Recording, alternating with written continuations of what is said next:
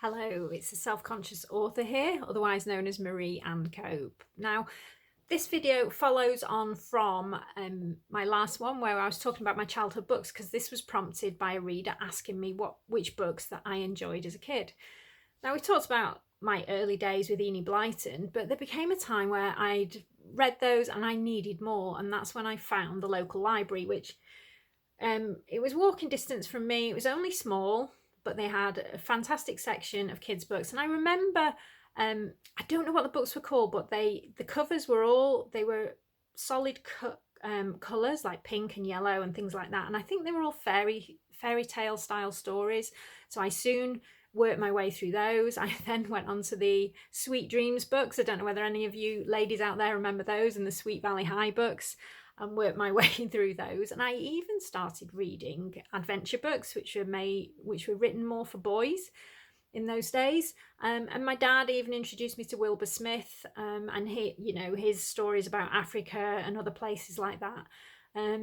So that just broadened my mind. It gave me probably my first experience of the world, if I'm being honest with you.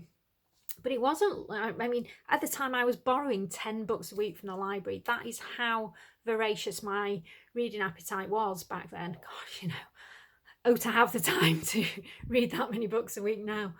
But it wasn't long before I'd kind of read out all the books of my age group in the library. And so I went to the librarian and said, what do I do now? And so she said, leave it with me. Now, I wanted, can you guess which book she introduced me to? Now, it was a book for grown-ups.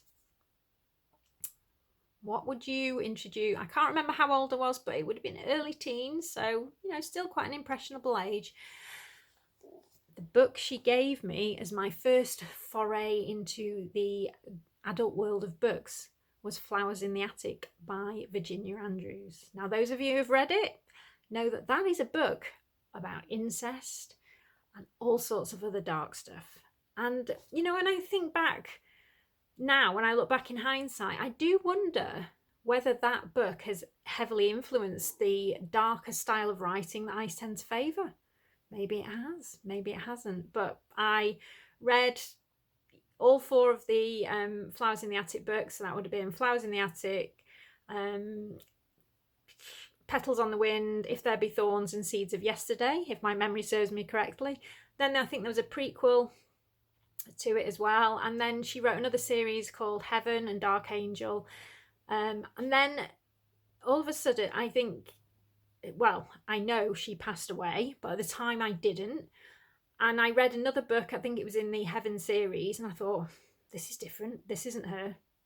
And that's when I found out that she had died and the estate had employed somebody to keep writing. But I stopped reading them because the magic had gone for me.